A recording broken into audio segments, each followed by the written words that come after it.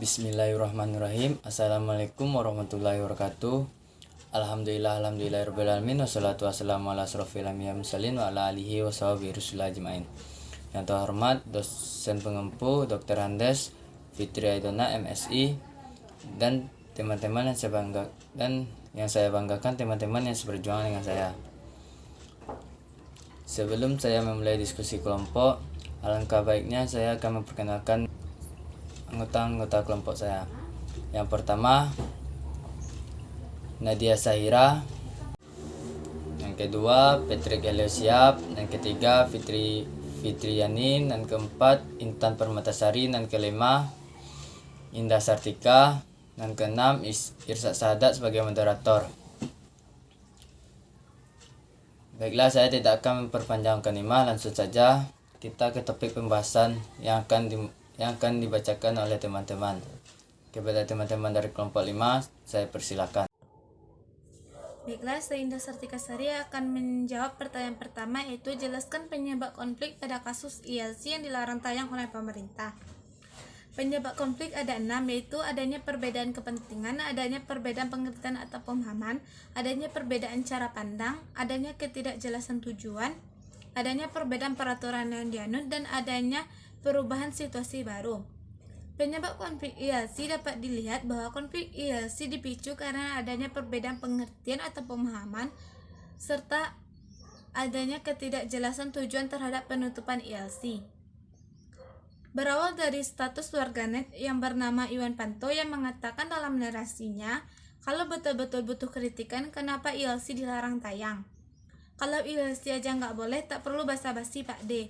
Coba kasih bukti, tayangkan ILC kembali. Sebenarnya, narasi yang dibuat oleh Iwan Panto tersebut merupakan kesalahpahaman, sebab dari pihak ILC sendiri telah menjelaskan bahwa berhentinya penayangan ILC karena telah habisnya masa kerja antara program TV One dengan pemegang saham ILC yang berakhir pada tahun 2020. Dan penjelasan ini juga telah dijelaskan oleh Karni Ilyas pada YouTube channelnya tanggal 26 September 2021. Jadi dapat disimpulkan bahwa klaim yang menyatakan program ILC ditutup karena ada campur tangan pemerintah adalah hoax. 2. Jelaskan lokus konflik tersebut.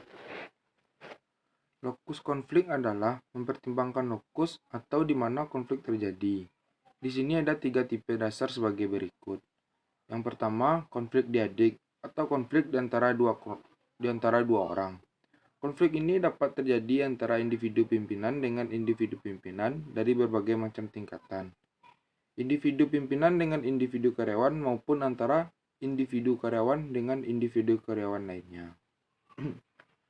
Yang kedua, konflik intragrup atau di dalam kelompok atau tim. Konflik ini seringkali dibentuk hanya untuk melaksanakan suatu tugas tertentu saja.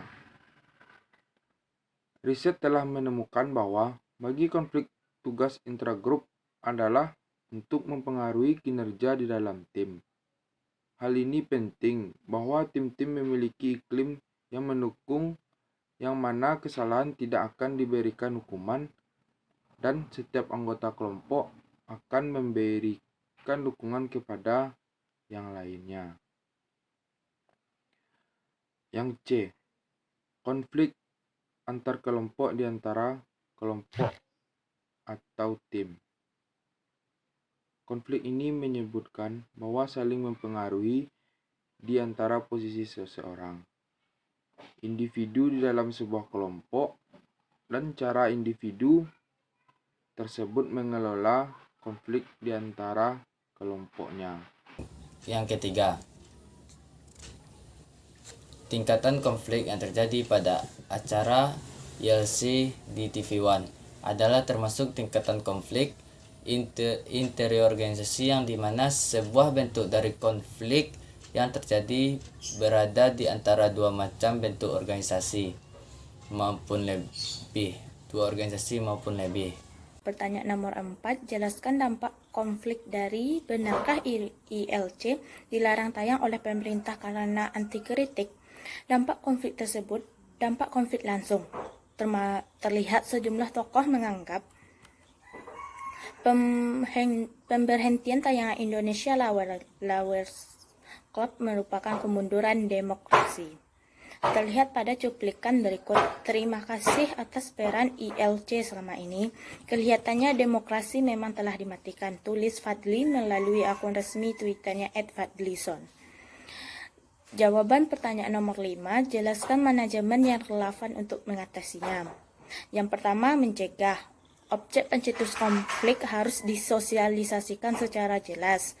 Yang kedua, ada menghindari kesalahpahaman. Status dari warganet dari Iwan Santon, faktanya sejumlah artikel yang memuat berita hiatusnya ILC tidak ditemukan unsur-unsur berbau politis, seperti pelarangan ataupun pencabutan izin oleh pemerintah. Penyelesaian konflik. Dari penjelasan sebelumnya dapat disimpulkan bahwa klaim yang menyatakan berhentinya program ILC karena campur tangan pemerintah dan adalah hoaks. Klaim tersebut masuk dalam kategori konten menyesatkan. Nyatanya program ILC sendiri masih akan tayang namun dengan bentuk yang berbeda, dalam bentuk platform digital. Baiklah, saya Nadia Sahira selaku pemateri 6 akan menjelaskan apakah profil pemimpin pada saat itu sudah seperti yang diharapkan. Menurut saya belum, karena seorang pemimpin itu harus siap untuk dikritik, harus mendengarkan aspirasi masyarakatnya, dan harus berjiwa demokratis. Berbeda dengan profil pemimpin pada saat penayangan ILC tersebut. Para pemimpin itu seolah-olah merasa takut dan anti kritik, sehingga mereka mengerahkan segala upaya untuk menghentikan penayangan ILC. Yang ketujuh itu, apakah kompetensi pemimpin mencukupi? Tayangan Indonesia Lawyers Club merupakan salah satu tayangan yang bisa menjadi salah satu sarana dalam menyuarakan suara rakyat, baik dalam urusan pemerintahan, kepemimpinan, politik, dan lain-lain. Pemimpin yang baik yaitu pemimpin yang mau mendengarkan suara rakyatnya. Jika penayangan Indonesia Lawyers Club dilarang karena pemerintah tidak ingin adanya kritik, maka kompetensi pemimpin saat itu belum bisa dikatakan mencukupi. Karena pemimpin yang memiliki kompetensi yang baik akan secara terbuka menerima setiap kritikan dan saran dari rakyatnya, agar bisa menjadi acuan untuk lebih baik lagi ke depannya.